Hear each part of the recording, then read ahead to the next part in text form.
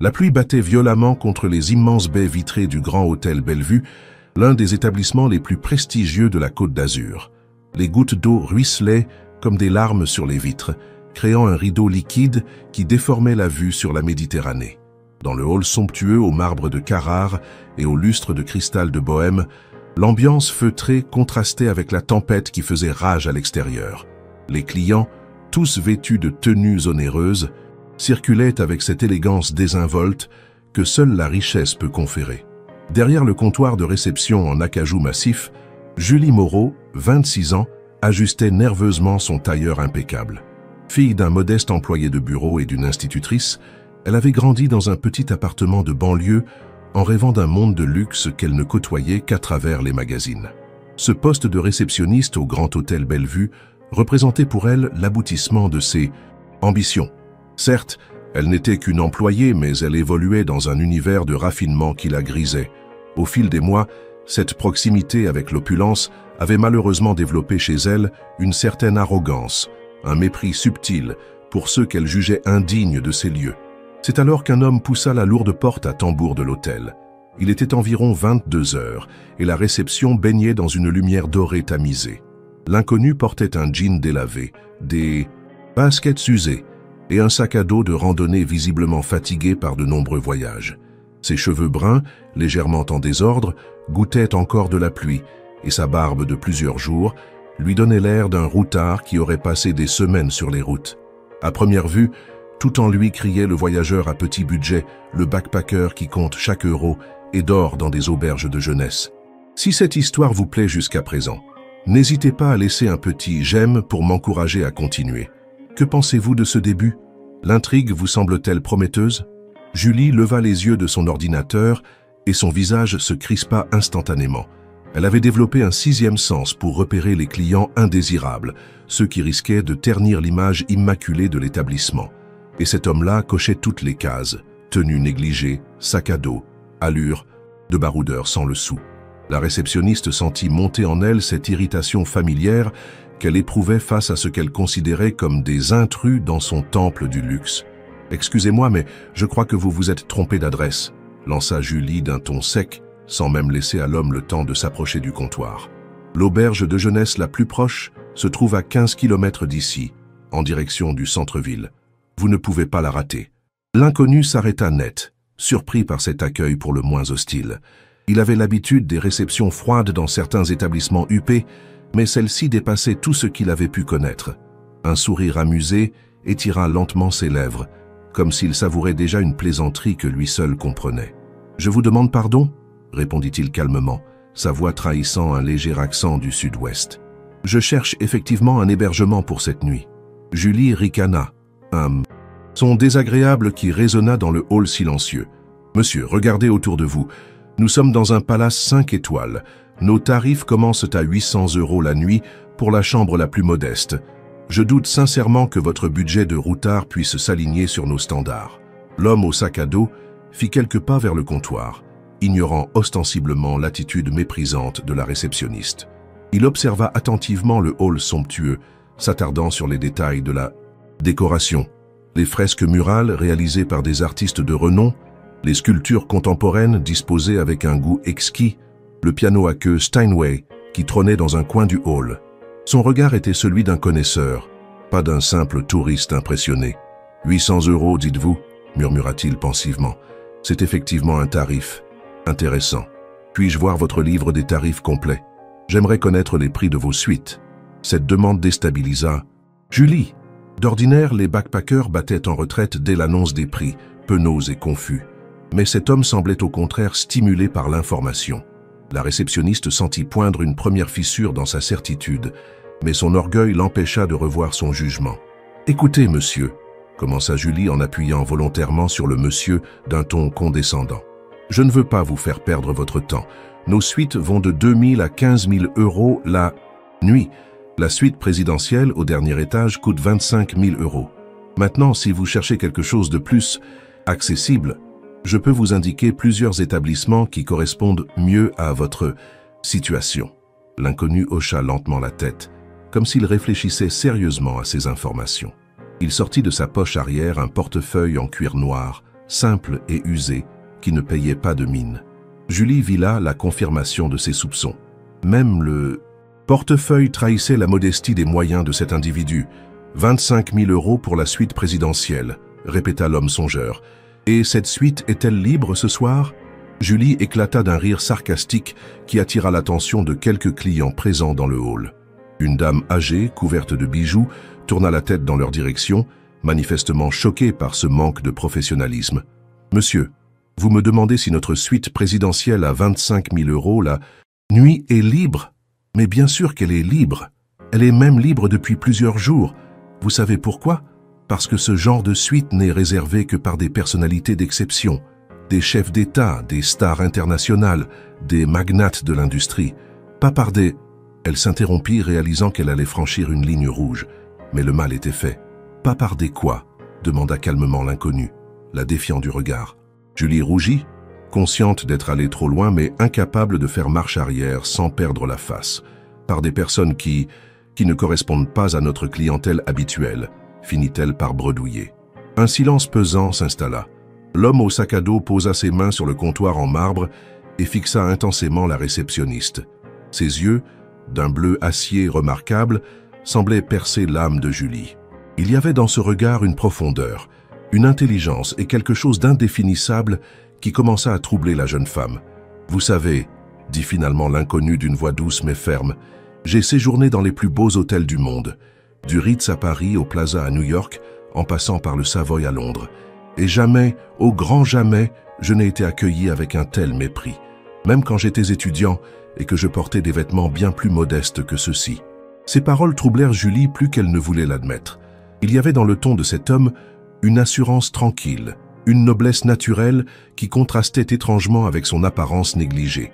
Mais l'orgueil de la réceptionniste était trop fort pour accepter qu'elle puisse s'être trompée. « Monsieur, je ne doute pas que vous ayez pu visiter ces établissements, peut-être en tant que touriste pour admirer les halls, mais séjourner, c'est différent. Nos clients ne se présentent pas en jeans troués et baskets usées. » L'inconnu baissa les yeux sur sa tenue et un sourire énigmatique apparut sur ses lèvres. « Vous avez raison, ma tenue n'est pas des plus élégantes ce soir.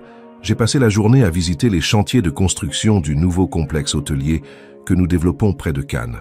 La pluie m'a surpris sur le chemin du retour. »« Nous » releva Julie, intriguée malgré elle. « Mon groupe et moi » précisa l'homme sans donner plus de détails.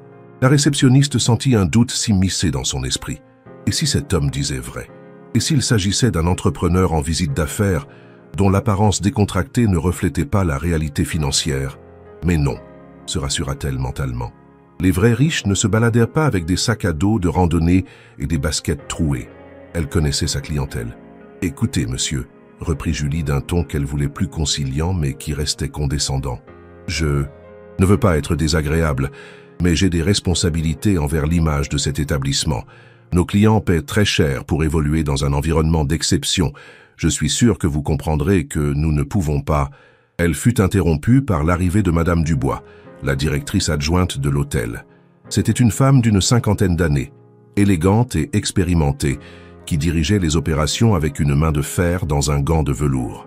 Elle avait observé la scène depuis son bureau en mezzanine et avait décidé d'intervenir, car l'attitude de Julie commençait à attirer l'attention des autres clients. « Bonsoir, mademoiselle Moreau, monsieur », dit-elle en s'approchant du comptoir. « Y a-t-il un problème ?»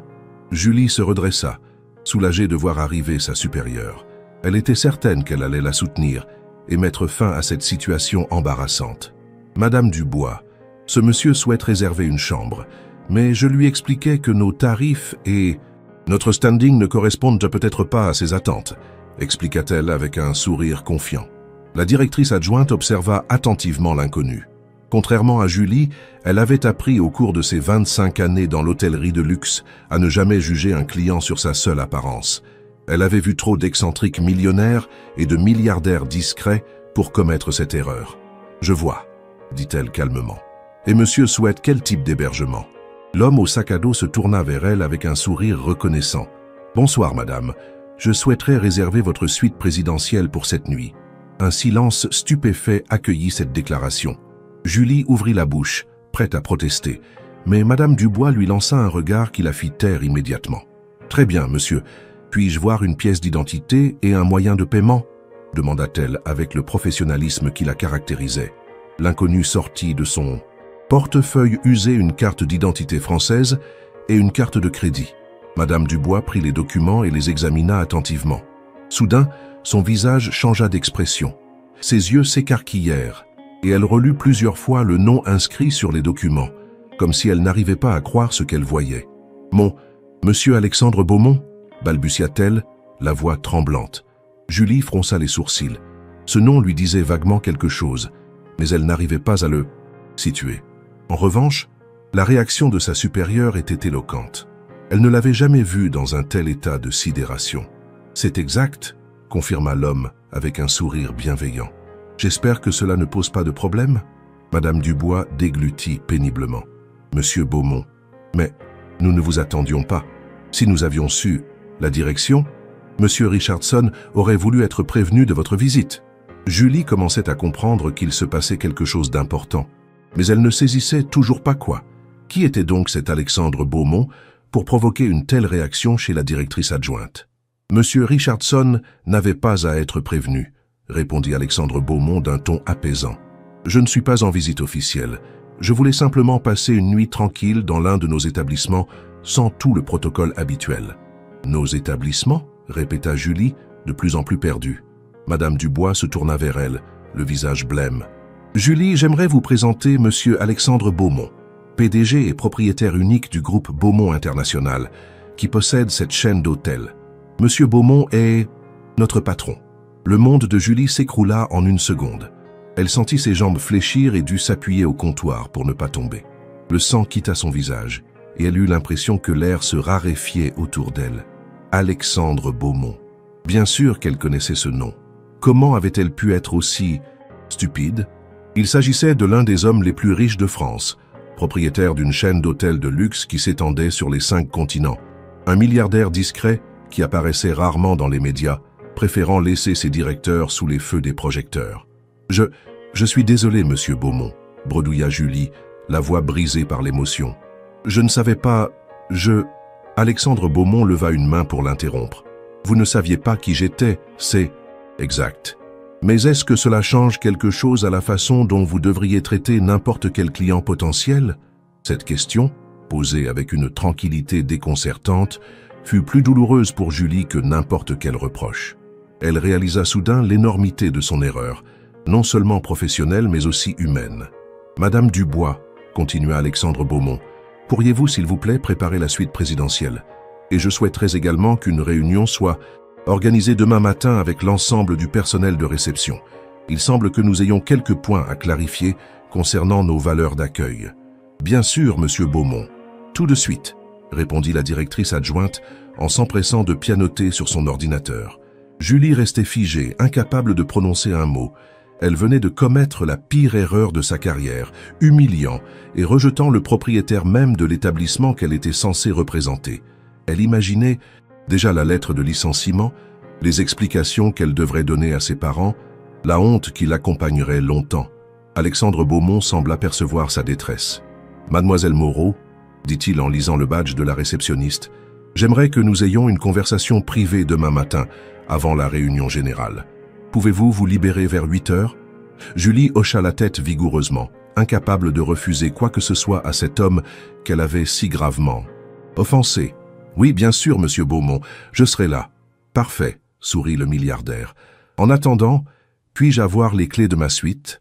Cette journée a été longue et j'ai hâte de me reposer. » Madame Dubois tendit précipitamment un passe magnétique doré, celui réservé aux suites de prestige. « Voici votre clé, monsieur Beaumont. La suite présidentielle se trouve au 15e étage. Le personnel va immédiatement préparer la chambre selon vos préférences habituelles. »« Mes préférences ?»« Qu'habituelles, s'étonna Alexandre. Mais je n'ai jamais séjourné dans cette suite. »« Aussi, monsieur, » corrigea respectueusement Madame Dubois. « Vos assistants nous ont transmis il y a plusieurs mois un dossier détaillé de vos préférences. Température de la chambre à 19 degrés, minibar approvisionné avec de l'eau de source de Volvic, fruits frais renouvelés quotidiennement, journaux économiques français et internationaux, et bien sûr, votre café préféré, un Blue Mountain de Jamaïque. » Julie écoutait cette énumération avec un sentiment grandissant d'incrédulité. Non seulement elle avait humilié le propriétaire de l'hôtel, mais en plus, toute une organisation était en place pour accueillir cet homme qu'elle avait pris pour un vulgaire routard. L'ironie de la situation lui donnait envie de disparaître sous terre. Alexandre Beaumont parut amusé par le zèle de ses employés. « Ils sont très prévenants, mes assistants. Mais dites-moi, Madame Dubois, comment se porte l'hôtel? Les occupations sont-elles satisfaisantes en cette période? » « Excellente, Monsieur Beaumont. Nous affichons complet depuis 3 semaines consécutives. La clientèle est de très haute qualité et les retours clients sont exceptionnels. D'ailleurs, nous avons reçu ce matin même un mail de félicitations de la part du prince héritier de Brunei qui a séjourné chez nous la semaine dernière. Voilà qui me fait plaisir, approuva le propriétaire. Et côté personnel, pas trop de tension, pas de problème particulier? Madame Dubois hésita une fraction de seconde, jetant un regard furtif vers Julie. Non, monsieur, rien de notable. L'équipe est professionnelle et dévouée. Alexandre Beaumont suivit son regard et sourit. J'en suis certain. Bon, je vais monter me reposer. Madame Dubois, Mademoiselle Moreau, bonne soirée. Il se dirigea vers les ascenseurs, son sac à dos toujours sur l'épaule, laissant derrière lui 2 employés complètement bouleversés. Dès que les portes de l'ascenseur se refermèrent, Madame Dubois explosa. « Julie, vous vous rendez compte de ce que vous venez de faire? Vous avez insulté et humilié le propriétaire de cette chaîne d'hôtels, un homme qui emploie plus de 15 000 personnes dans le monde. Comment avez-vous pu être aussi stupide ?» compléta Julie d'une voix brisée. « Le mot que vous cherchez, c'est stupide. Je ne sais pas ce qui m'a pris. Son apparence, j'ai cru... » « Son apparence? Mais enfin, Julie, nous travaillons dans l'hôtellerie de luxe. Nous recevons régulièrement des milliardaires excentriques qui se promènent en short et en tongs.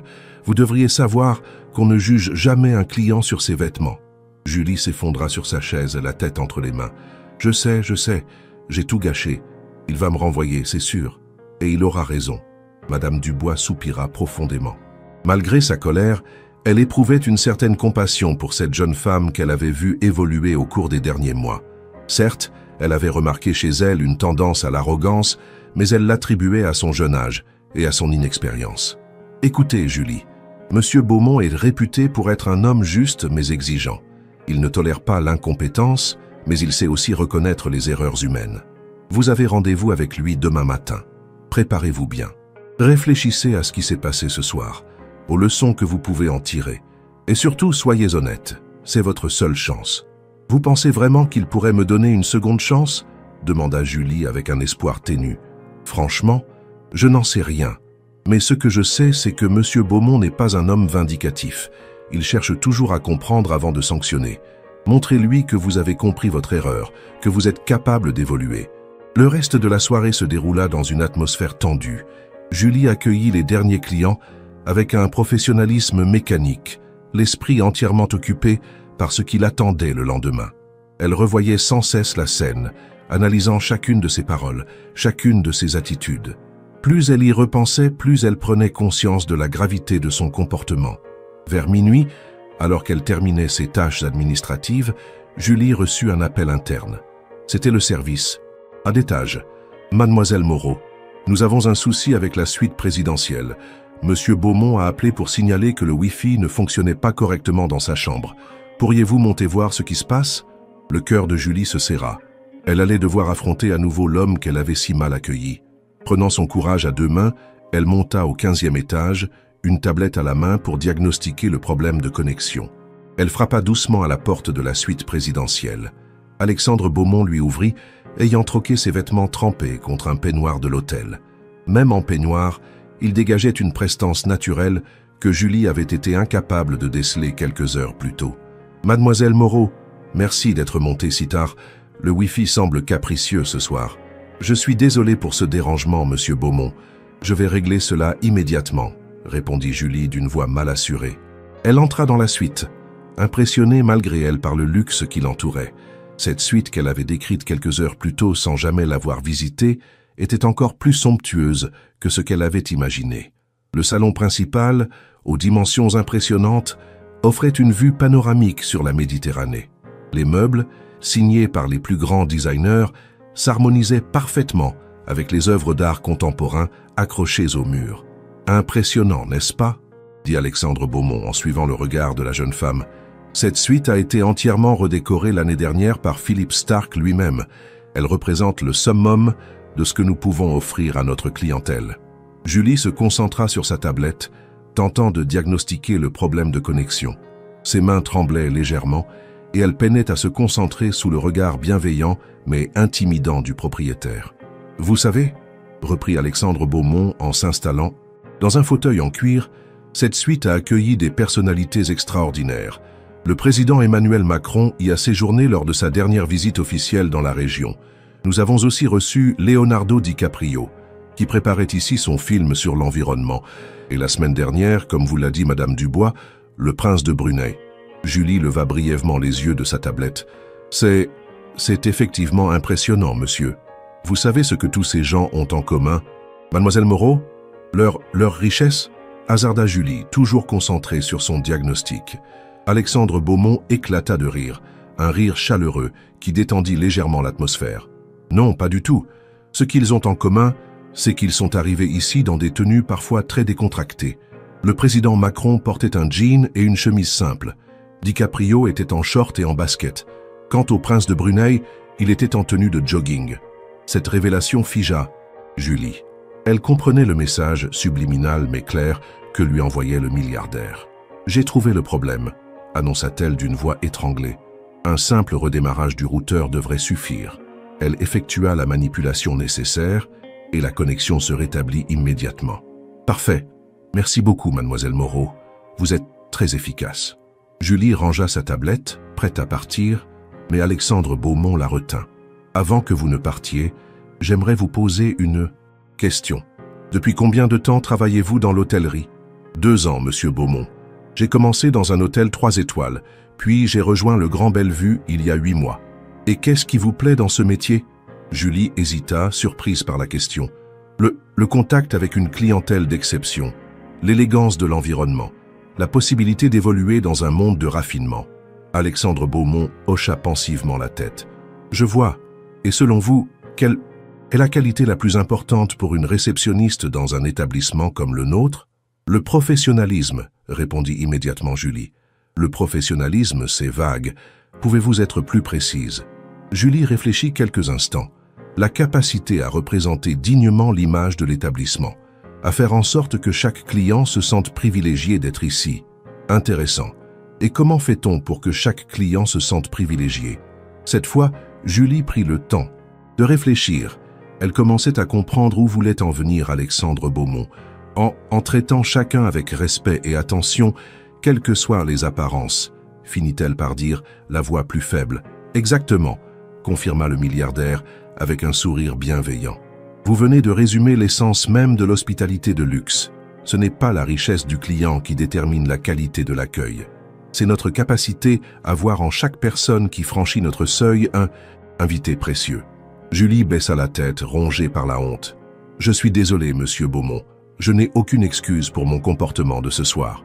Vous avez raison, vous n'avez aucune excuse. Mais vous avez peut-être une explication? Cette nuance surprit Julie. Elle leva les yeux vers Alexandre Beaumont, y lisant une sincère volonté de comprendre. J'ai grandi dans un milieu modeste, commença-t-elle avec difficulté.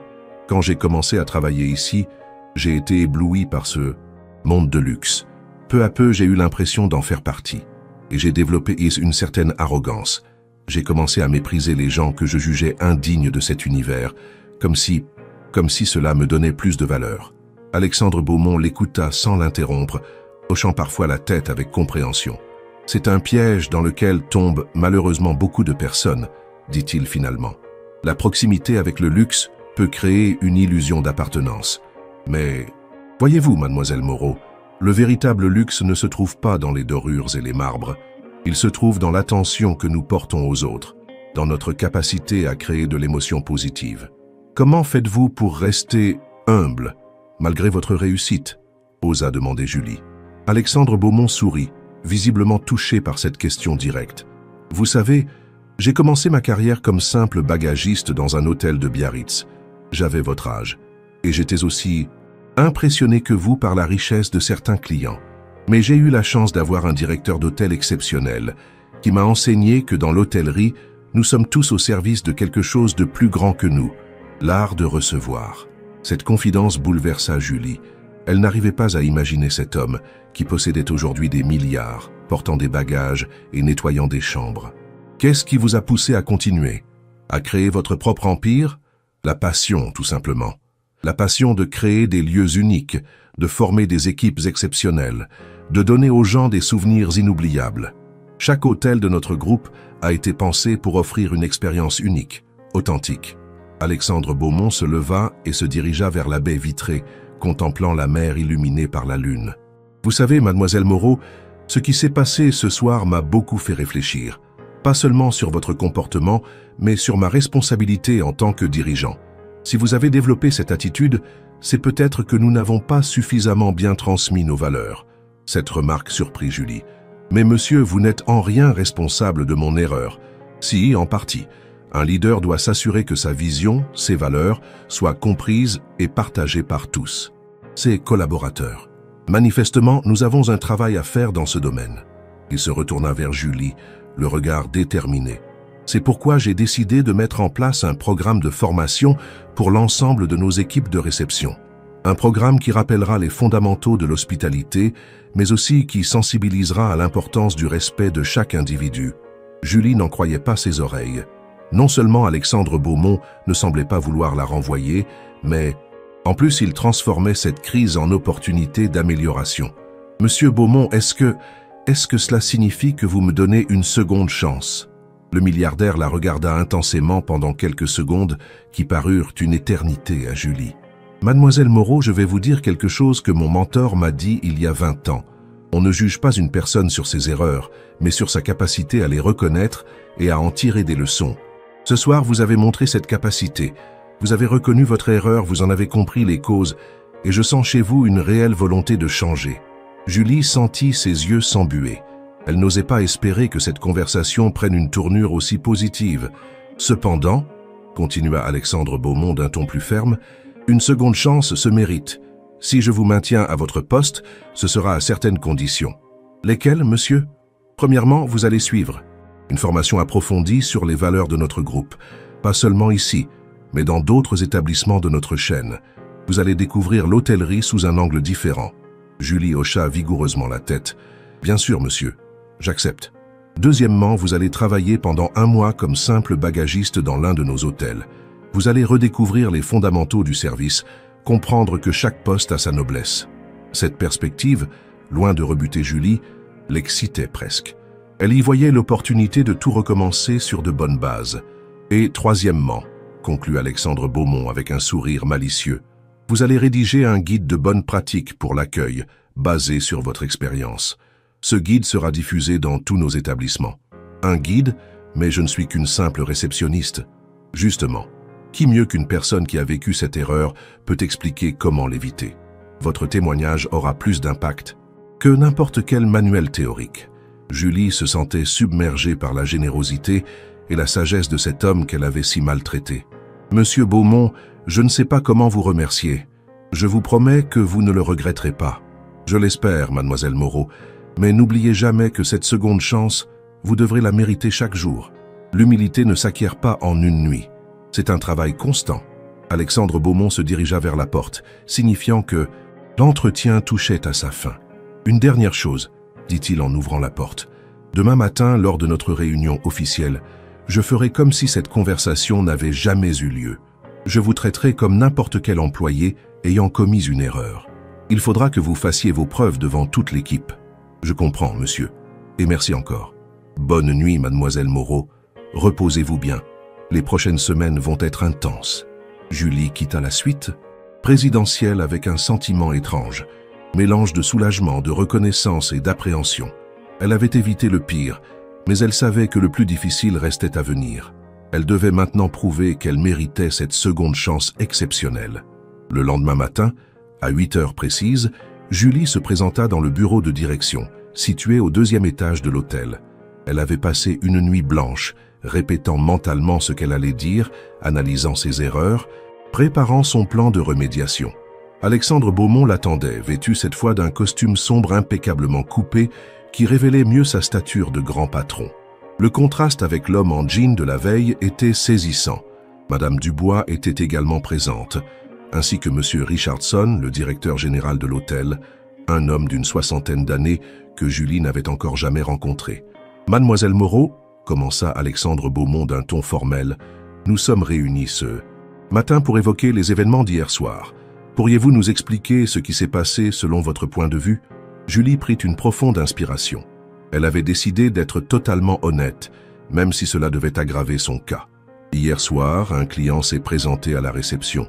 Jugeant sur son apparence que ses moyens financiers ne correspondaient pas au standing de l'établissement, je l'ai accueilli de manière méprisante et discriminatoire. Je lui ai refusé l'accès sans même écouter sa demande.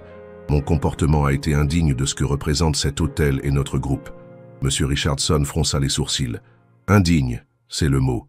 Mademoiselle Moreau, vous rendez-vous compte que votre attitude aurait pu créer un incident diplomatique majeur si ce client avait été une personnalité étrangère? Oui, monsieur. Je m'en rends parfaitement compte maintenant. Et qu'est-ce qui vous a poussé à agir ainsi? Intervint Madame Dubois. Julie hésita. Elle pouvait mentir, invoquer une mauvaise journée, le stress. Mais elle choisit la vérité. L'arrogance, madame, j'ai développé au fil des mois une attitude méprisante envers les personnes que je jugeais indignes de cet établissement. J'ai confondu proximité avec le luxe et appartenance à ce monde. J'ai oublié les valeurs fondamentales du service. Alexandre Beaumont échangea un regard avec ses collaborateurs. Mademoiselle Moreau, votre honnêteté vous honore. Mais l'honnêteté ne suffit pas à réparer les dégâts. Que proposez-vous pour remédier à cette situation? C'était le moment crucial. Julie sortit une feuille qu'elle avait préparée pendant la nuit. J'ai réfléchi à un plan d'amélioration personnelle, monsieur Beaumont.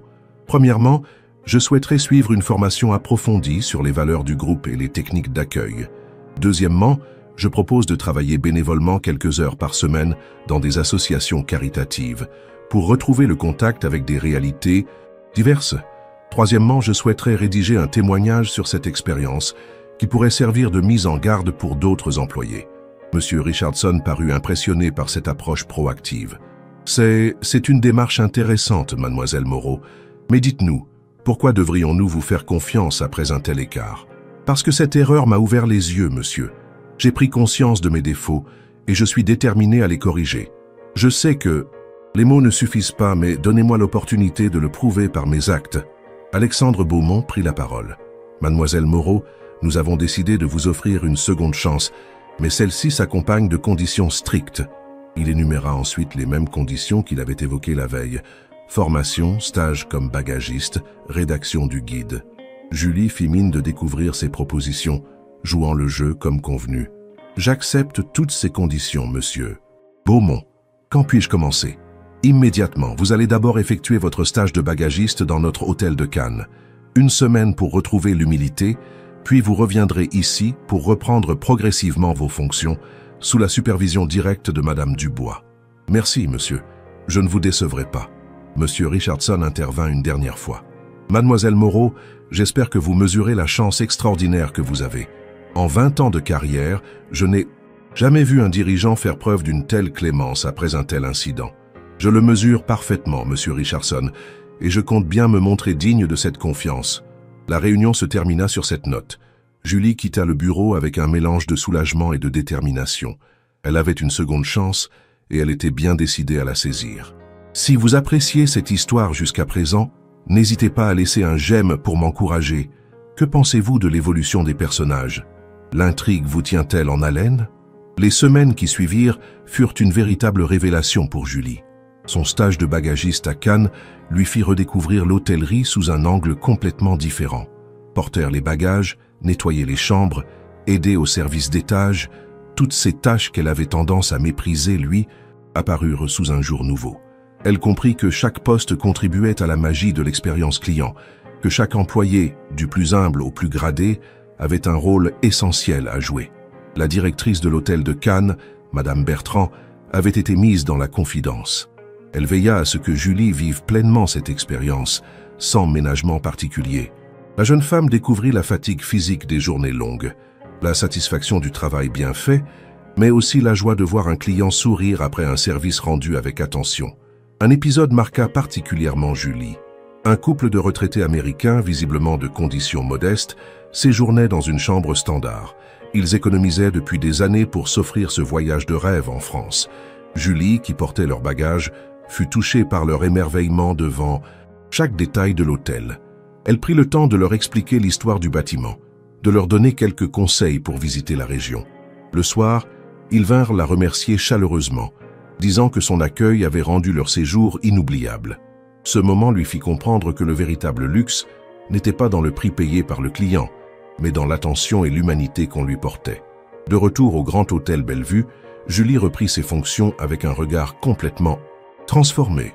Chaque client qui franchissait le seuil était accueilli avec la même attention respectueuse, qu'il soit en smoking ou en short. Sa transformation était si visible que ses collègues s'en étonnaient. Madame Dubois, qui supervisait son retour, était impressionnée par cette évolution. « Julie, qu'est-ce qui vous est arrivé? Vous n'êtes plus la même personne. »« J'ai retrouvé l'essentiel, » répondait-elle simplement. « J'avais oublié pourquoi j'avais choisi ce métier. Maintenant, je m'en souviens. » Le guide de bonne pratique qu'elle rédigeait prenait forme peu à peu.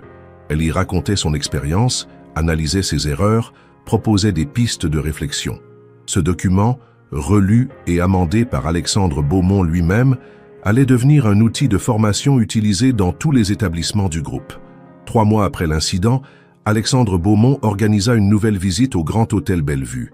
Cette fois, il s'annonça officiellement, arrivant en limousine et en costume, entouré de ses collaborateurs.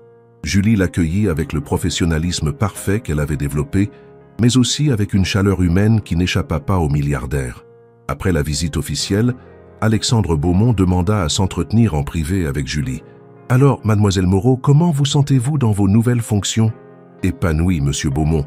J'ai l'impression de découvrir mon métier pour la première fois. Vos supérieurs me font des retours excellents. Madame Dubois me dit que vous êtes devenu un modèle pour l'équipe. » Julie rougit légèrement. « Je fais de mon mieux pour me racheter, monsieur. » « Vous vous rachetez, mais vous faites plus que cela. Vous grandissez, et c'est exactement ce que j'espérais voir. » Alexandre Beaumont marqua une pause, semblant réfléchir. « Mademoiselle Moreau, j'ai une proposition à vous faire. Nous ouvrons dans 6 mois un nouvel établissement à Biarritz, l'hôtel où j'ai commencé ma carrière. Nous cherchons une chef de réception pour diriger cette équipe. Le poste vous intéresse-t-il » Julie faillit tomber de sa chaise. « Chef de réception, mais monsieur, il y a 3 mois, j'ai failli être renvoyée. Et c'est justement pour cela que vous êtes la candidate idéale. Vous connaissez l'importance de l'humilité. Vous avez vécu les conséquences de l'arrogance. Vous saurez transmettre ces valeurs à votre équipe. Je ne sais pas quoi dire. C'est un honneur immense, mais je ne suis pas sûr d'être prête. La modestie vous honore, mais ne vous sous-estimez pas. Vous avez montré une capacité de remise en question remarquable. C'est exactement le profil que nous recherchons pour former les nouvelles générations. » Julie accepta cette promotion inespérée avec une humilité sincère. Elle savait qu'elle devrait faire ses preuves dans ce nouveau rôle, mais elle se sentait confiante. L'expérience traumatisante de 3 mois plus tôt était devenue la base de sa nouvelle philosophie professionnelle. Le jour de l'ouverture de l'hôtel de Biarritz, Alexandre Beaumont était présent pour l'inauguration. Julie, impeccable dans son nouveau tailleur de chef de réception, accueillait les premiers clients avec une équipe qu'elle avait formée selon les valeurs qu'elle avait si chèrement apprises. Un homme en tenue décontractée, sac de voyage à la main, poussa la porte de l'hôtel. Une des jeunes réceptionnistes eut un mouvement de recul, mais Julie l'arrêta d'un geste discret. « Bonjour, monsieur », dit-elle chaleureusement à l'arrivant. « Comment puis-je vous aider ?» L'homme, visiblement surpris par cet accueil bienveillant, sourit. « Bonjour, je cherche une chambre pour cette nuit. Je sais que je n'ai pas l'air très présentable, mais j'ai eu quelques soucis de transport. »« Aucun problème, monsieur. L'apparence n'a jamais déterminé la qualité de notre accueil. Voyons ce que nous avons de disponible. » Alexandre Beaumont, qui observait la scène depuis le salon adjacent, sourit avec satisfaction. La leçon avait porté ses fruits. Julie était devenue l'incarnation parfaite des valeurs qu'il souhaitait voir appliquées dans tous ses établissements. Plus tard dans la soirée, lors du cocktail d'inauguration, Alexandre Beaumont prit la parole devant l'assemblée des invités, des personnalités locales et de la presse. « Mesdames et messieurs, cet hôtel représente pour moi bien plus qu'un simple investissement. Il symbolise un retour aux sources, puisque c'est ici, dans l'ancien hôtel, qui occupait cet emplacement, que j'ai commencé ma carrière il y a 20 ans. Mais il représente aussi l'avenir, car nous avons voulu en faire un laboratoire de nouvelles pratiques d'accueil. Il marqua une pause, cherchant Julie du regard dans l'assemblée. Ces nouvelles pratiques, nous les devons en grande partie à une femme qui a su transformer une erreur en leçon de vie. Mademoiselle Julie Moreau, notre chef de réception, va vous présenter la philosophie d'accueil que nous avons développée ensemble. Julie s'avança, émue d'être ainsi mise en avant par l'homme qu'elle avait si mal accueilli quelques mois plus tôt. Elle prit le micro d'une main légèrement tremblante. « Mesdames et messieurs, il y a 6 mois, j'ai commis la pire erreur de ma carrière. J'ai jugé un homme sur son apparence et je lui ai refusé l'accès à notre établissement. Cet homme était monsieur Alexandre Beaumont, le propriétaire de l'hôtel. » Un murmure parcourut l'assemblée. Personne ne s'attendait à une telle révélation. Cette erreur aurait pu et aurait dû me coûter mon emploi. Mais monsieur Beaumont a choisi de me donner une seconde chance à condition que j'apprenne de cette expérience. Aujourd'hui, je veux partager avec vous ce que j'ai appris. Julie raconta son parcours, ses erreurs, sa remise en question, sa transformation.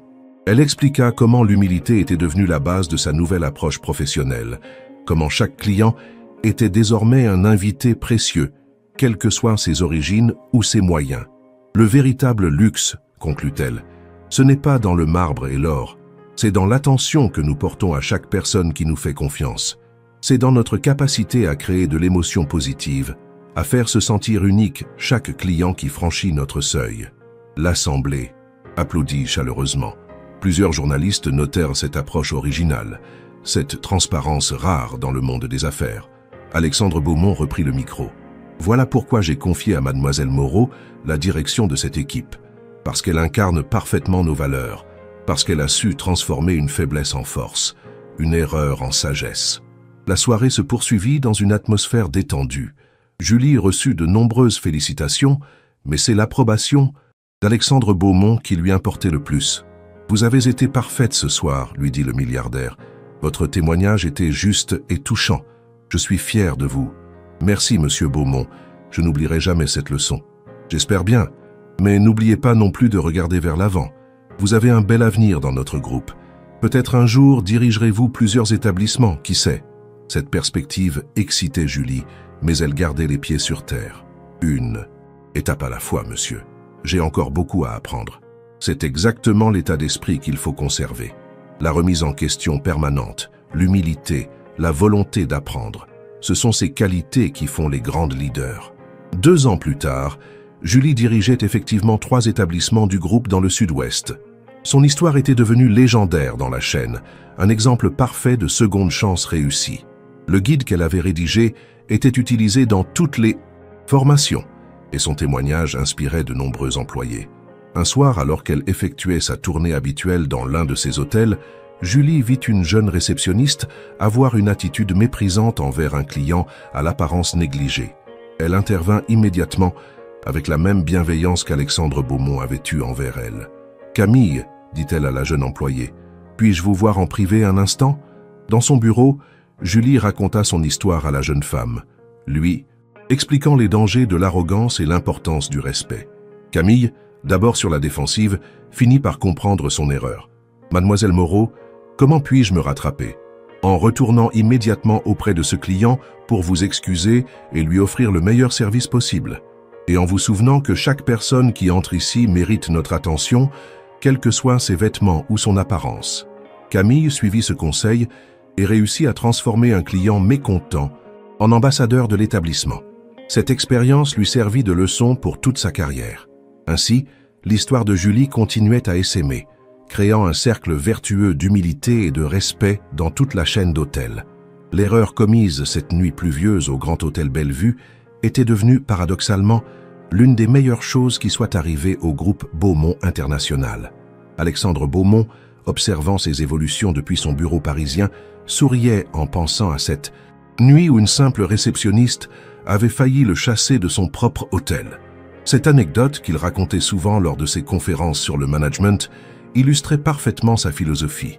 Les erreurs peuvent devenir des opportunités si on sait les transformer en leçons. 5 ans s'étaient écoulés depuis cette nuit pluvieuse qui avait changé le destin de Julie Moreau. Assise dans son bureau directorial du 15e étage de la tour Beaumont International à Paris, elle contemplait la Seine qui serpentait majestueusement entre les immeubles haussmanniens. Son reflet dans la baie vitrée lui renvoyait l'image d'une femme épanouie, sûre d'elle, mais qui avait conservé cette humilité chèrement acquise. À 31 ans, Julie dirigeait désormais la division européenne du groupe, supervisant 15 établissements répartis dans 8 pays. Son ascension fulgurante dans la hiérarchie du groupe Beaumont International était devenue une source d'inspiration pour tous les employés. Mais ce matin-là, elle s'apprêtait à relever un défi d'une ampleur inédite. Alexandre Beaumont venait d'acquérir une chaîne d'hôtels en difficulté en Europe de l'Est et il avait confié à Julie la mission de redresser ces établissements qui avaient perdu leur âme et leur clientèle. C'était un test de taille, une opportunité de prouver que les valeurs qu'elle incarnait pouvaient transformer non seulement des individus, mais des entreprises entières. Mademoiselle Moreau, annonça sa secrétaire, par l'interphone, Monsieur Beaumont souhaite vous voir dans son bureau. Il dit que c'est au sujet de la mission Prague. Julie ajusta son tailleur noir élégant et se dirigea vers l'ascenseur privé qui menait directement au bureau d'Alexandre Beaumont, situé au dernier étage de la tour. En montant, elle repensait au chemin parcouru. De simple réceptionniste arrogante à directrice régionale, le parcours avait été semé d'embûches, mais chaque obstacle avait renforcé sa détermination et affiné sa vision du leadership. Alexandre Beaumont l'accueillit avec son sourire chaleureux habituel. À 52 ans, le milliardaire avait conservé cette élégance naturelle qui l'avait toujours caractérisé, mais son regard reflétait désormais une sagesse acquise au fil des épreuves et des succès. « Julie, entrez, asseyez-vous, j'ai des nouvelles importantes concernant votre mission en République tchèque. » Elle prit place dans l'un des fauteuils en cuir face au bureau massif d'Alexandre. « J'espère que ce sont de bonnes nouvelles, Monsieur Beaumont. Cela dépend de votre point de vue, sourit-il énigmatiquement. J'ai reçu ce matin le rapport complet de nos auditeurs sur la chaîne Zlata Praha que nous venons d'acquérir. La situation est encore pire que ce que nous pensions. Il fit glisser un épais dossier vers Julie. 6 hôtels, tous en déficit chronique depuis 3 ans. Le personnel est démotivé, la clientèle fuit vers la concurrence et les standards de service sont au plus bas. Mais le plus inquiétant, c'est la culture d'entreprise toxique qui règne dans ces établissements. Julie ouvrit le dossier et parcourut rapidement les données. Les chiffres étaient effectivement alarmants. Taux d'occupation moyen de 40%, rotation du personnel de 85% par an, note client en chute libre sur toutes les plateformes de réservation. « Que s'est-il passé ?» demanda-t-elle en relevant les yeux. L'ancien propriétaire dirigeait ses hôtels comme des casernes. Hiérarchie rigide, mépris. Pour les employés, obsession du profit à court terme. Exactement l'inverse de notre philosophie. Résultat, les équipes ont intériorisé ces valeurs négatives, créant un environnement de travail hostile qui se ressent directement sur l'expérience client. Julie hocha la tête, comprenant l'ampleur du défi. « Et vous souhaitez que j'aille là-bas pour redresser la situation ?»« Plus que cela, » répondit Alexandre, en se levant pour se diriger vers la fenêtre. « Je veux que vous transformiez cette acquisition catastrophique en succès retentissant. Prouvez que notre approche basée sur l'humilité, le respect et l'authenticité peut inverser n'importe quelle situation, même la plus désespérée. Si cette suite vous plaît, n'hésitez pas à laisser un j'aime pour m'encourager à continuer. Comment trouvez-vous l'évolution de Julie? Pensez-vous qu'elle saura relever ce nouveau défi? C'est exactement le genre de mission qui me passionne, répondit Julie avec détermination. Quand puis-je partir? Dès la semaine prochaine, mais attention, vous ne partirez pas seul. J'ai constitué une équipe de choc pour vous accompagner. Thomas Mercier, que vous avez formé à Biarritz et qui dirige maintenant notre établissement de Monaco, sera votre bras droit.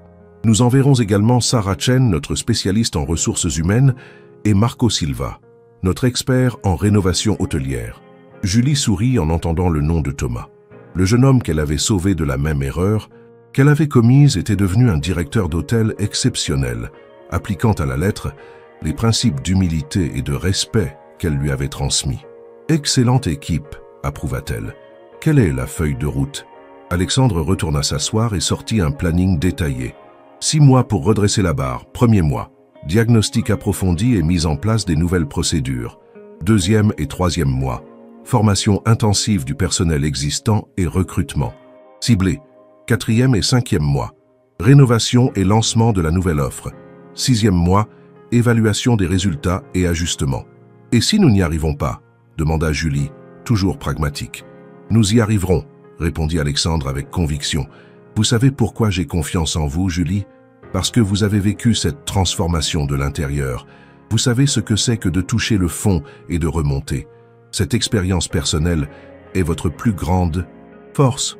Une semaine plus tard, Julie et son équipe atterrissaient à l'aéroport Václav Havel de Prague. La capitale tchèque, avec ses tours gothiques et ses ponts historiques, offrait un décor romantique qui contrastait cruellement avec la mission qui les attendait. Leur premier arrêt fut l'hôtel Zlata Praha Centre, le fleuron de la chaîne acquise par Beaumont International. Situé sur la place Venceslas, cet établissement 4 étoiles de 120 chambres avait été construit dans les années 1980 et n'avait jamais bénéficié de rénovations significatives. Dès leur entrée dans le hall, l'équipe put mesurer l'ampleur du travail à accomplir. La décoration datée, l'éclairage blafard, les tapis usés et l'odeur de renfermé créaient une atmosphère déprimante qui n'invitait pas à la détente. Mais le plus choquant était l'attitude du personnel de réception. Derrière le comptoir, 2 employés discutaient bruyamment en tchèque, ignorant complètement l'arrivée des clients. L'une d'elles, une femme d'une quarantaine d'années au visage fermé, finit par lever les yeux avec une expression d'agacement visible. « Anno » dit-elle sèchement, utilisant le « oui » tchèque de manière abrupte. Julie s'avança avec son sourire professionnel le plus chaleureux. « Bonjour, nous avons une réservation au nom de Moreau. » La réceptionniste la regarda comme si elle venait de l'insulter. « Réservation ? You have document ?» demanda-t-elle en anglais approximatif, sans faire le moindre effort pour paraître accueillante. Thomas, qui accompagnait Julie, échangea un regard éloquent avec elle. Ils avaient déjà identifié le premier problème majeur, un personnel qui avait perdu toute notion de service client. Après un check-in laborieux et désagréable, l'équipe monta dans leurs chambres respectives pour déposer leurs affaires. Julie découvrit une chambre propre mais sans âme, meublée d'éléments disparates qui témoignaient d'un manque total de cohérence esthétique. La salle de bain, bien que fonctionnelle, présentait des traces d'usure et un carrelage défraîchi qui donnaient une impression générale de négligence. Le soir même, Julie organisa une réunion d'équipe dans la suite qu'elle avait réservée pour faire office de quartier général temporaire. « Bilan de cette première journée ?» demanda-t-elle à ses collaborateurs. Sarah Chen, la spécialiste RH, consulta ses notes. « J'ai pu m'entretenir informellement avec plusieurs employés. Le constat est unanime. Morale au plus bas, aucune fierté professionnelle, relations hiérarchiques toxiques.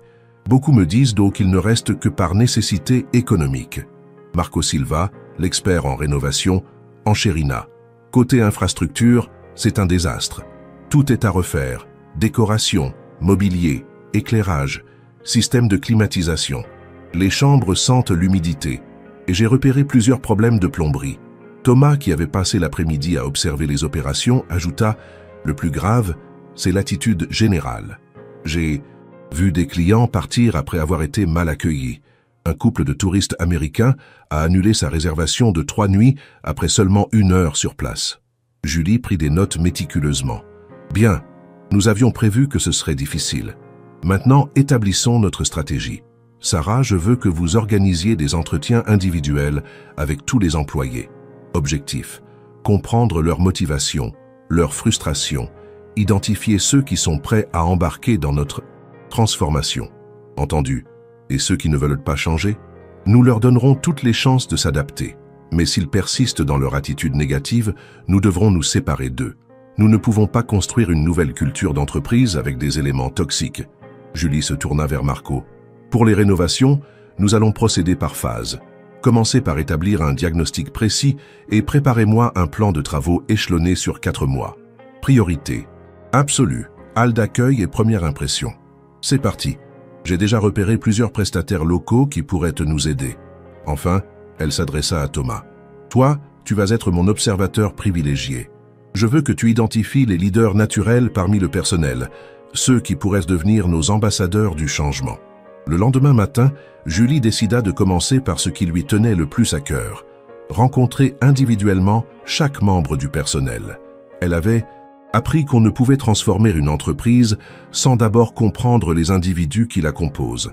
Sa première rencontre fut avec Petra Novakova, la réceptionniste qui les avait si mal accueillis la veille.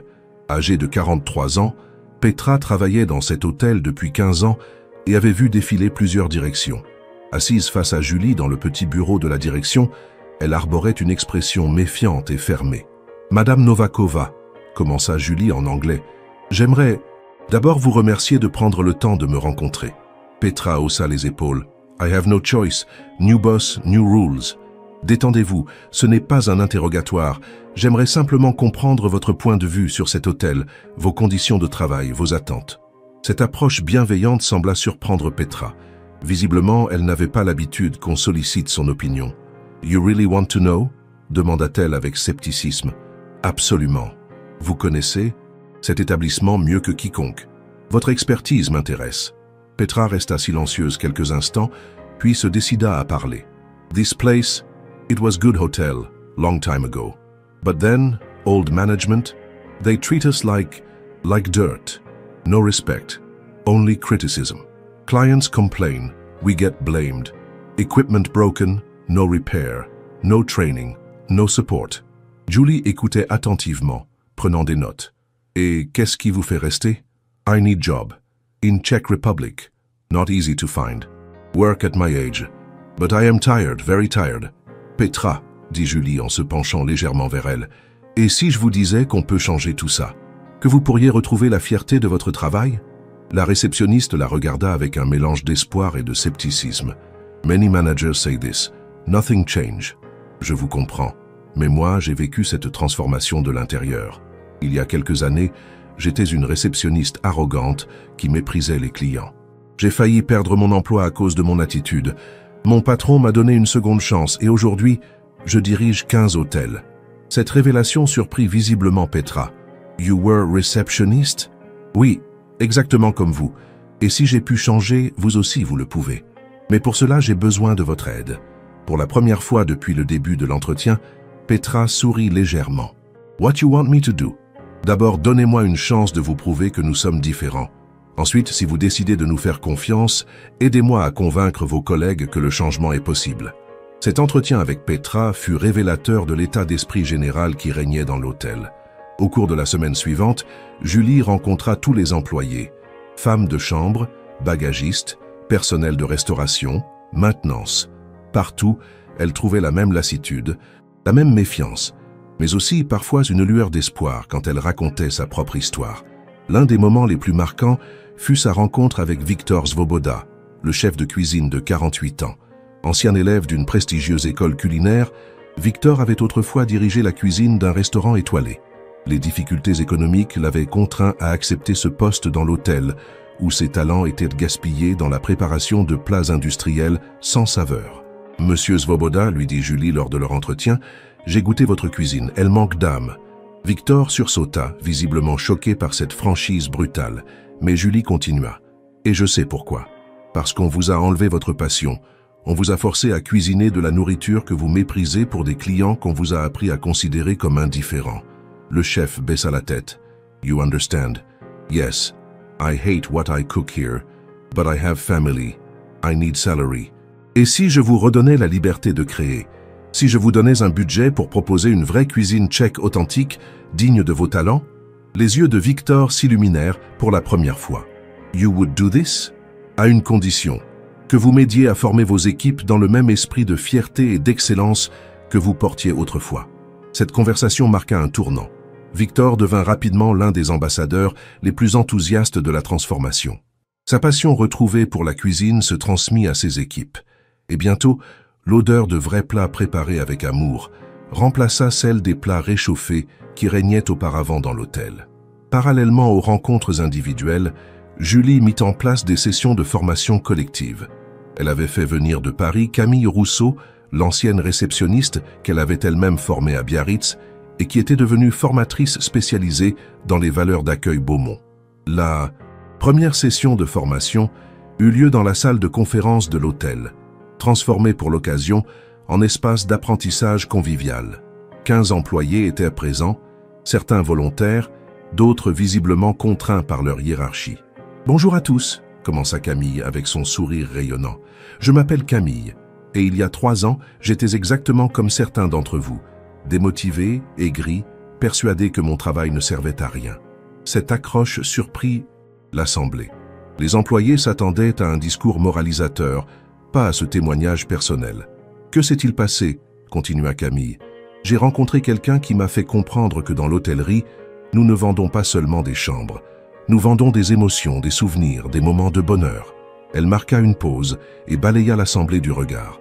Combien d'entre vous ont choisi ce métier par passion? Quelques mains se levèrent timidement, dont celle de Petra. Et combien l'ont perdu en cours de route? Cette fois, presque toutes les mains se levèrent, accompagnées de sourires gênés. C'est normal, rassura Camille. Moi aussi, j'avais perdu cette passion, mais elle peut renaître. Laissez-moi vous raconter comment. Durant les 3 heures qui suivirent, Camille alterna témoignages personnels, exercices pratiques et mises en situation. Elle raconta comment un simple sourire sincère pouvait transformer l'expérience d'un client, comment une attention particulière pouvait créer un ambassadeur de l'hôtel, comment la fierté du travail bien fait pouvait redonner du sens à chaque journée. L'exercice le plus marquant fut celui des moments magiques. Camille demanda à chaque participant de se souvenir d'un moment où ils avaient été particulièrement bien accueillis quelque part, puis de décrire ce qui avait rendu cette expérience mémorable. Petra prit la parole. I remember, many years ago, I go to small hotel in Austria with my daughter. She was sick and receptionist, she see this. She called doctor, she bring special tea, she make my daughter smile. I never forget this woman. Et qu'avez-vous ressenti à ce moment-là? Demanda Camille. Grateful. And, how you say, important. Like she really care about us. Exactement. Et maintenant, imaginez que chaque client qui entre dans votre hôtel puisse vivre la même émotion grâce à vous. Cette formation marqua le début d'un changement d'état d'esprit collectif.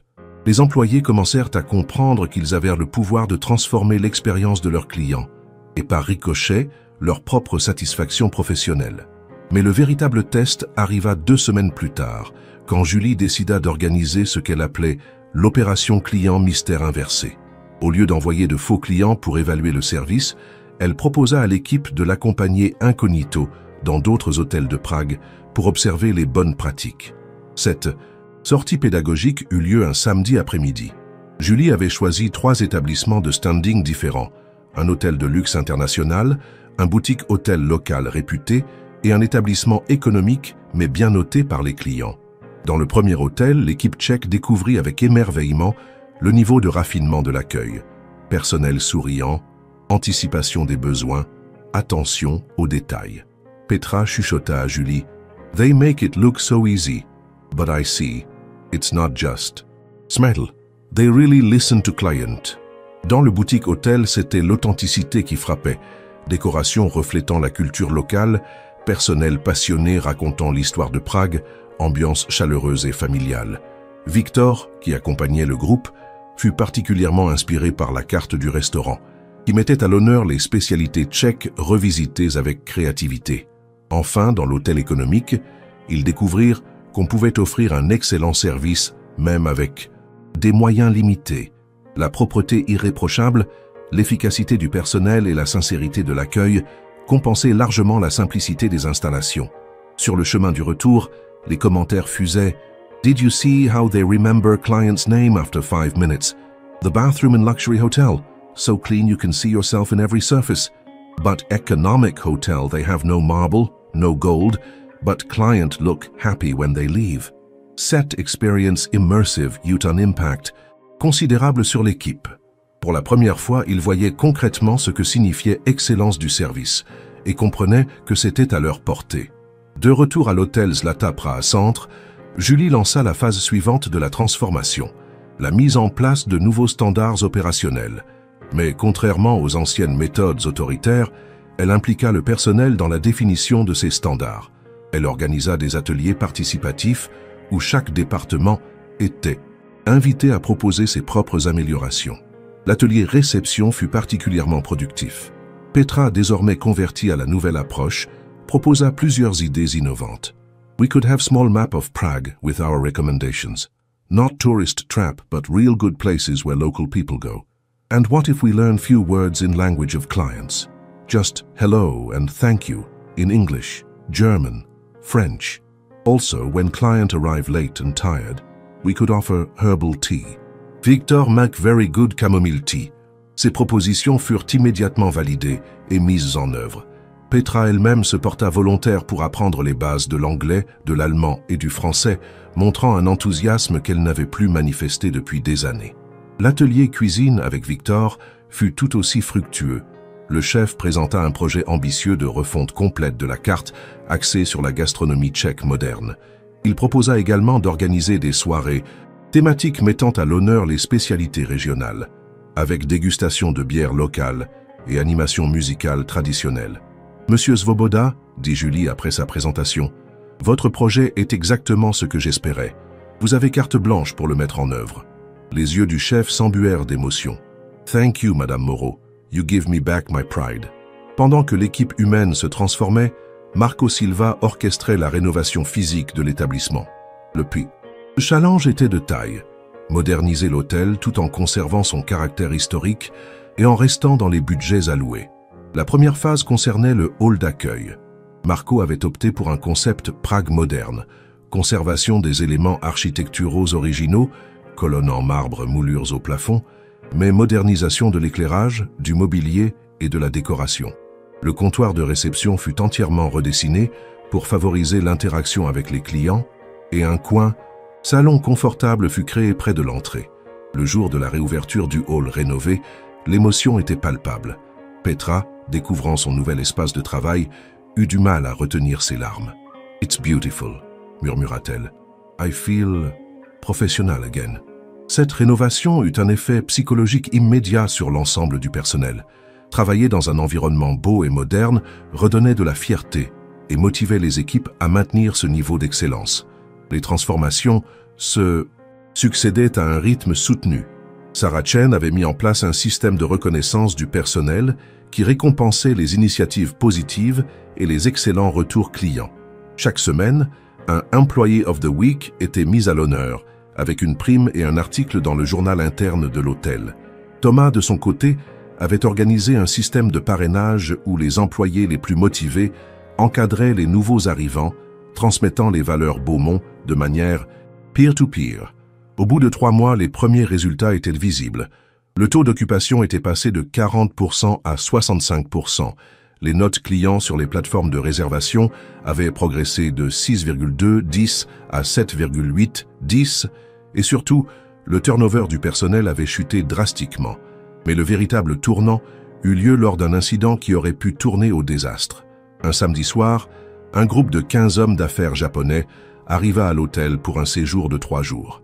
Leur vol avait été retardé, ils étaient épuisés, et l'un d'eux souffrait d'allergies alimentaires sévères. De plus, leur interprète était malade et ne pourrait pas les accompagner.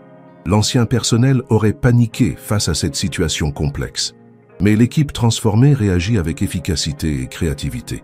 Petra, qui avait appris quelques mots de japonais grâce au tutoriel en ligne, accueillit le groupe avec un konnichiwa chaleureux qui surprit et toucha les visiteurs. Elle mobilisa immédiatement Victor pour gérer le problème d'allergie, contacta un médecin de garde pour s'assurer que tout était sous contrôle et organisa un accueil traditionnel tchèque avec pain et sel. Victor, informé des restrictions alimentaires, improvisa un menu spécial adapté et prépara personnellement tous les plats pour s'assurer qu'aucun allergène n'était présent. Il alla même jusqu'à traduire la composition de chaque plat en anglais pour rassurer le client concerné. L'équipe de chambre prépara les 15 chambres avec un soin particulier, ajoutant des touches personnalisées, origami réalisés par les femmes de chambre, petites attentions locales, informations touristiques en anglais. Le lendemain matin, le leader du groupe japonais demanda à parler à la direction. Julie s'attendait à des reproches, mais elle découvrit un homme ému aux larmes. « Madame, dit-il dans un anglais impeccable, « In 30 years of business travel, I never experienced such care and attention. Your team transformed what could have been disaster into most memorable stay of my career. » Il sortit de sa poche un petit carnet. « I write note for each hotel I visit. For your hotel I write, True Czech hospitality, staff with heart of gold. We'll definitely return and recommend. » Cette reconnaissance émut profondément l'équipe présente. Petra, Victor et les autres employés impliqués comprirent à ce moment-là qu'ils avaient retrouvé l'essence même de leur métier, créer de la joie et du bonheur. Comment trouvez-vous cette transformation de l'équipe? Pensez-vous que Julie et son équipe vont réussir à atteindre leurs objectifs? laissez un commentaire pour partager vos impressions. L'incident japonais marqua un tournant décisif. L'histoire se répandit rapidement dans tout l'hôtel et renforça la cohésion d'équipe. Mais surtout, elle attira l'attention des médias locaux et spécialisés. Un journaliste du Prague Business Journal demanda à interviewer Julie sur les méthodes de transformation qu'elle appliquait. L'article, publié une semaine plus tard, présentait l'hôtel Zlata Praha Centre comme un exemple remarquable de renaissance hôtelière grâce à une approche humaine innovante. Cette publicité positive eut un effet boule de neige. Les réservations affluèrent, attirées par cette réputation naissante d'excellence du service. En quelques semaines, l'hôtel affichait complet plusieurs jours consécutifs, ce qui ne s'était pas produit depuis des années. Alexandre Beaumont, qui suivait l'évolution depuis Paris, décida de rendre une visite surprise à l'équipe. Il arriva un jeudi matin, discrètement, vêtu d'un costume simple et accompagné seulement de son assistant personnel. Petra, désormais formée à reconnaître les clients de prestige au-delà des apparences, l'accueillit avec le sourire professionnel qui était devenu sa marque de fabrique. « Good morning, sir. Welcome to Zlata Praha Center. How may I assist you today? I don't have reservation, » répondit Alexandre en testant discrètement la réaction de la réceptionniste. « I'm here for business meeting, but my hotel has some problems. Do you have room available? »« Of course, sir. Let me check our availability. » Petra consulta son écran avec efficacité. « We have several options. May I suggest our executive room with view on Wenceslas Square? Perfect for business traveler. That sounds good. And I need to work this afternoon. Do you have business center? Absolutely. Our business center is available 24/7 with high-speed internet and printing facilities. But if you prefer, I can arrange for laptop and printer to be brought to your room. We also have small meeting room if you need private space for call. Alexandre sourit intérieurement. Le contraste avec l'accueil qu'il avait reçu quelques mois plus tôt était saisissant. Après avoir finalisé sa réservation, il demanda « I'm curious about local cuisine. Do you have restaurant recommendations? »« Our own restaurant is excellent, » répondit Petra avec fierté. « Our chef Victor prepares authentic Czech dishes with modern touch, very popular with guests. But if you prefer to explore city, I have map with my personal recommendations. Not tourist places, but where Prague people really eat. » Cette proposition personnalisée, fruit des ateliers d'amélioration menés par Julie, impressionna Alexandre. Il accepta la carte des recommandations et monta dans sa chambre, officiellement pour se reposer, mais en réalité pour observer discrètement les opérations. Dans l'après-midi, il descendit au restaurant pour déjeuner. Victor, qui ne le reconnaissait pas, l'accueillit avec la même passion qu'il manifestait désormais pour tous ses clients. « Good afternoon, you are staying in hotel ?» demanda le chef en s'approchant de la table d'Alexandre. « Yes, just arrived this morning. The receptionist recommended your restaurant very enthusiastically. »« Ah, Petra, she is wonderful colleague. Always support our cuisine. » Victor rayonnait de fierté. « Today I have special menu, traditional goulash with Czech beer bread, and for dessert, trdelník with homemade ice cream.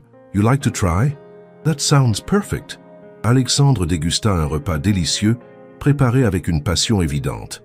La transformation de Victor était remarquable. De cuisinier démotivé préparant des plats industriels, il était devenu un ambassadeur authentique de la gastronomie tchèque. En fin d'après-midi, Alexandre croisa Julie dans le lobby. Elle était en train de faire sa tournée quotidienne, s'arrêtant pour échanger quelques mots avec chaque membre du personnel, vérifiant que tout se passait bien, apportant son soutien là où c'était nécessaire. « Monsieur Beaumont !» s'exclama-t-elle, surprise de le voir. « Vous ne m'aviez pas dit que vous veniez. »« Visite incognito » sourit-il. « Je voulais voir de mes propres yeux les résultats de votre travail. Et je dois dire que je suis bluffé. » Ils s'installèrent dans un coin tranquille du lobby pour faire le point. « Julie, ce que vous avez accompli ici en 4 mois est extraordinaire. J'ai vu la transformation de Petra, j'ai goûté la cuisine de Victor, j'ai observé l'ambiance générale. C'est exactement la vision que j'avais pour cette acquisition. Merci, Monsieur Beaumont, mais le mérite revient à toute l'équipe. Ils ont accepté de changer, de sortir de leur zone de confort, de redécouvrir leur métier. Comment ont-ils réagi quand vous leur avez raconté votre propre histoire? Cela a été le déclic, avoua Julie. Quand ils ont compris que moi aussi j'avais touché le fond, que moi aussi j'avais été cette employée aigrie et méprisante, ils ont réalisé que la transformation était possible. L'authenticité de mon témoignage a créé une confiance que jamais un discours théorique n'aurait pu établir. Alexandre hocha la tête pensivement. C'est exactement pour cela que je vous ai confié cette mission. Votre expérience personnelle est devenue votre plus grande force professionnelle. Et maintenant, que faisons-nous pour les 5 autres hôtels de la chaîne? Nous appliquons la même méthode, mais en nous appuyant sur l'équipe que vous avez formée ici. Petra, Victor et les autres vont devenir vos ambassadeurs pour convaincre leurs collègues des autres établissements. Cette idée enthousiasma Julie. Une transformation par contagion positive. Exactement. Le témoignage de pairs qui ont vécu la même situation sera plus crédible que n'importe quel consultant externe. Les semaines suivantes virent effectivement cette stratégie se déployer. Julie organisa des rencontres inter-hôtels où l'équipe du Zlata Praha Centre partageait son expérience avec les collègues des autres établissements de la chaîne. Ces sessions étaient particulièrement émouvantes. Petra racontait sa transformation de réceptionniste blasée en ambassadrice de l'hospitalité tchèque. Victor expliquait comment il avait retrouvé sa passion culinaire. Les femmes de chambre témoignaient de la fierté retrouvée dans leur travail.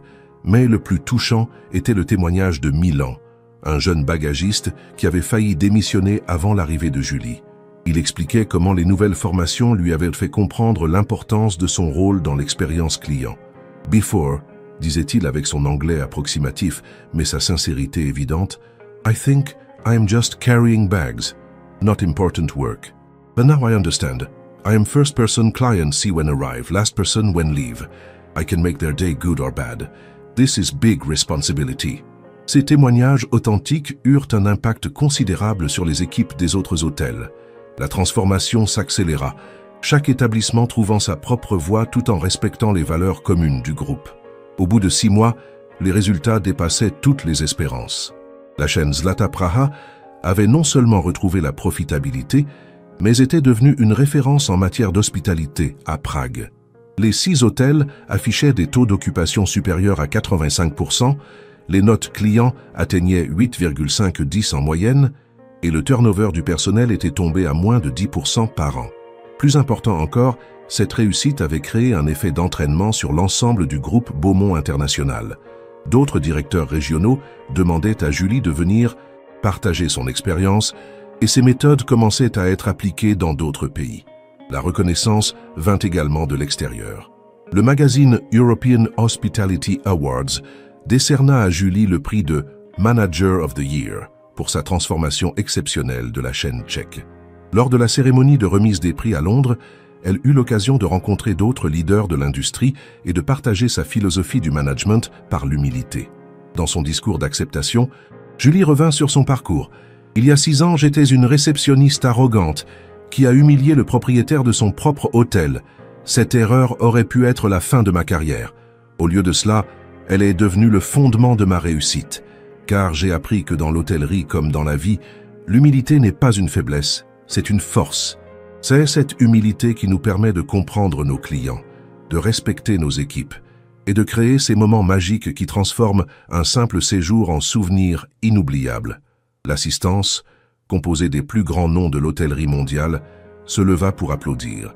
Mais dans la salle, personne n'était plus fier qu'Alexandre Beaumont, qui observait avec émotion cette femme qu'il avait vue grandir et qui incarnait désormais parfaitement les valeurs de son groupe. Après la cérémonie, lors du cocktail de gala, Alexandre s'approcha de Julie. « Félicitations pour ce prix mérité, mais j'ai une autre proposition à vous faire. »« Laquelle ?» demanda Julie, intriguée. « Le groupe est en train de négocier l'acquisition d'une chaîne d'hôtels en difficulté aux États-Unis, 12 établissements, côte Est, problème similaire à ceux que vous avez résolus en République tchèque. Intéressé ?» Julie sourit. Chaque nouveau défi était une opportunité de prouver que les valeurs d'humilité et de respect pouvaient transformer n'importe quelle situation. « Quand est-ce qu'on commence ?» répondit-elle simplement. Et voilà la fin de cette magnifique histoire de transformation. J'espère que le parcours de Julie vous a inspiré et ému. N'hésitez pas à laisser un j'aime si cette histoire vous a plu. Quelle est la leçon qui vous a le plus marqué dans cette aventure? Comment pensez-vous appliquer ces valeurs d'humilité et de respect dans votre propre vie ou travail? Partagez vos réflexions en commentaire.